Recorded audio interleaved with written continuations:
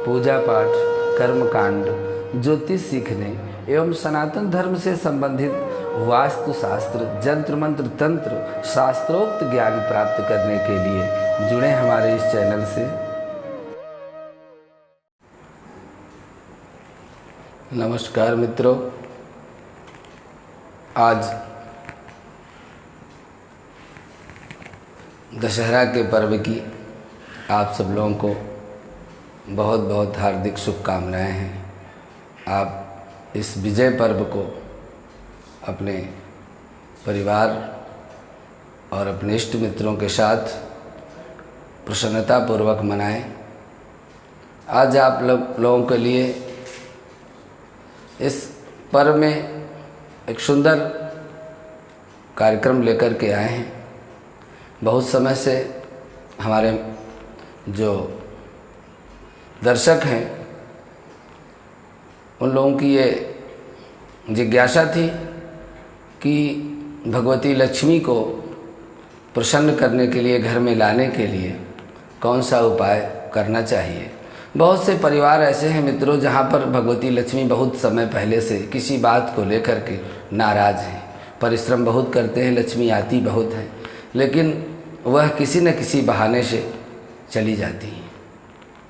कुछ गलतियाँ हमसे ऐसी हो जाती हैं,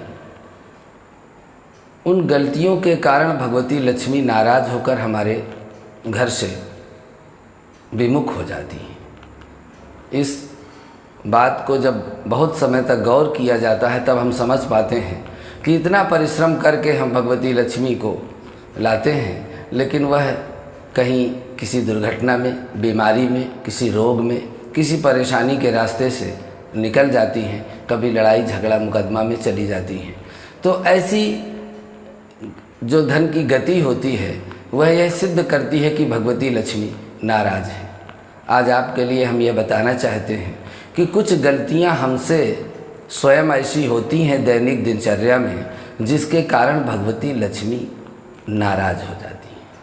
वो कौन सी गलतियां हैं कि किसी भी व्यक्ति को अपने हाथों से अपने शरीर को किसी दूसरे अंग से बजाना नहीं चाहिए।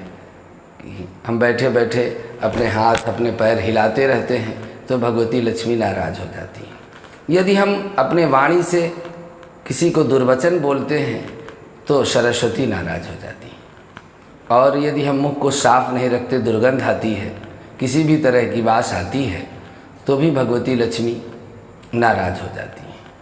तीसरी गलती क्या है कि प्रायः हम अपने उंगलियों को, ओंठों से नाखूनों को चबाने की यदि आदत है तो इसके कारण भी भगवती लक्ष्मी नाराज़ हो जाती है। चौथा कारण यह है कि यदि हमारे चलने से धरती में पैरों के चलने की आवाज़ सुनाई दे, इससे भी भगवती लक्ष्मी नाराज़ होती है। पांचवा कारण यह है कि किसी दुर्भाग्य के कारण यदि घर में कोई अपवित्र पशु जैसे सुअर आदि घर में एकाएक प्रवेश कर जाते हैं तो उस घर से भगवती लक्ष्मी सदा सदा के लिए विमुख होकर, नाराज़ होकर चली जाती हैं। इस दशहरा के पावन पर्व पर आप सब लोगों के लिए हमने बड़े परिश्रम से यह तैयार किया है कि आप सब लोगों से जो भी भगवती लक्ष्मी नाराज़ हैं उनको कैसे मनाया जाए। तो इस बात को आप पहले गौर से श्रवण करेंगे और फिर उसी क्रिया को आप करेंगे। दशहरा के दिन से लेकर दीपावली के बीच में किसी भी दिन आप किसी बेल वृक्ष में जाकर के यह देखेंगे कि जहाँ पर दो जुड़वा बेल, युग्म बेल लगे हुए हों, उनको देख करके और उस बेल वृक्ष में जाकर के निमंत्रण दे देना है कि हे बेल वृक्ष, आप भगवती लक्ष्मी के साक्षात स्वरूप हैं और हम भगवती लक्ष्मी की कृपा प्राप्त करने के लिए आपको अपने घर ले जाना चाहते हैं, क्योंकि भगवती लक्ष्मी बहुत समय से हमसे नाराज़ हैं। और यह रहस्य की बात है कि भगवती लक्ष्मी का वास बेल वृक्ष में ही रहता है। इसीलिए जितने भी भगवती लक्ष्मी के अनुष्ठान किए जाते हैं, सूखे बेल का हवन और बेल वृक्ष के नीचे बैठ करके लक्ष्मी की साधना करने से भगवती लक्ष्मी साक्षात प्रसन्न होती है। तो आपको वहाँ पर कुछ नहीं करना, निमंत्रण देकर एक दिन पहले चले आना है। दूसरे दिन शुद्ध पवित्र मन से यह भाव लेकर के जाना है कि हमको निश्चित रूप से रूठी हुई भगवती लक्ष्मी को मना करके लाना है। जैसे हम किसी अपने रूठे हुए स्वजन को मनाते हैं, उसी भाव से यदि पूरे अंतरात्मा से, पूरे हृदय के उद्गारों के साथ आप उनसे प्रार्थना करेंगे तो निश्चित रूप से वह उस युग्म बेल के रूप में आपके साथ आएंगी।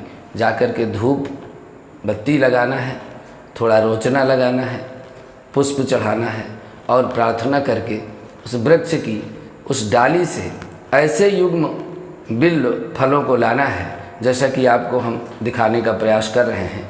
ये आप देखेंगे, ये युग्म बेल हैं और दोनों बेल एक ही डाली में लगे हुए हैं।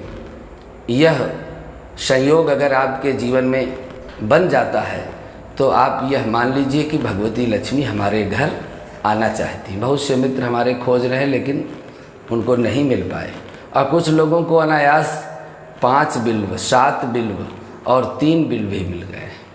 तो आपको केवल युग्म बिल्व लाना है और वहाँ से लाते समय उनको लाल वस्त्र में ढक लेना है। कोई देखे ना, कोई पूछे ना, कोई जाने ना, क्योंकि यह अत्यंत गोपनीय से गोपनीय विषय है। किसी को मना करके जब हम लाते हैं तो उसमें हमारा जो हृदय का भाव है वह यह रहता है कि कोई इस रहस्य को न जाने। तो आप तोड़िए, तोड़ करके लाल वस्त्र में लपेट करके अपने घर ले आइए और अपने पूजा स्थल में आप रख दीजिए। रखने के उपरांत में दूसरे दिन स्नान ध्यान से निवृत्त होकर के अपना नित्य कर्म करके उन बिल्व फलों में रोचना, अक्षत, पुष्प, गंगा जल, पंचामृत आदि से उनका पूजन करना है। और दोनों फलों में आपको एक स्वास्तिक बना देना है। जैसे ही इनको उठाएंगे तो रोली से एक एक स्वास्तिक दोनों में बना करके फिर से वस्त्र में ढक करके पूजा करके और रख देना है।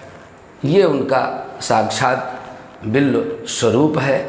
कहते हैं कि वृक्षोत बिल्व, वृक्ष में जो बिल्व है वह भगवती लक्ष्मी का साक्षात स्वरूप है।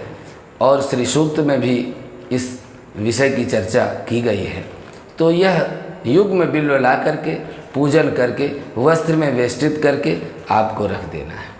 21 दिनों तक, दीपावली तक, यदि आप आज लाते हैं तो दीपावली तक, कल यदि लाते हैं तो फिर भैया दूज तक, और यदि उसके बाद लाते हैं 21 दिनों तक लगातार आपको पूजन करना है। और पूजन करने के साथ में एक मंत्र है, उस मंत्र का रोज़ 1 माला जप करना है, 108 बार जप करना है। इसके अलावा आप उसकी दशांश आहुति भी रोज़ कर सकते हैं।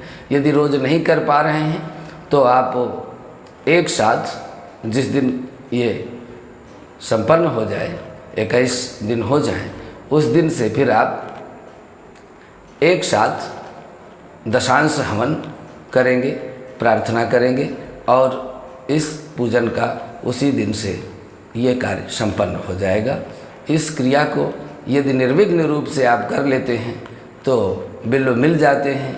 किसी को नहीं भी मिल पाते हैं तो केवल यह मंत्र ही 21 दिन जपेंगे तो भी उनको भगवती लक्ष्मी की कृपा प्राप्त होगी।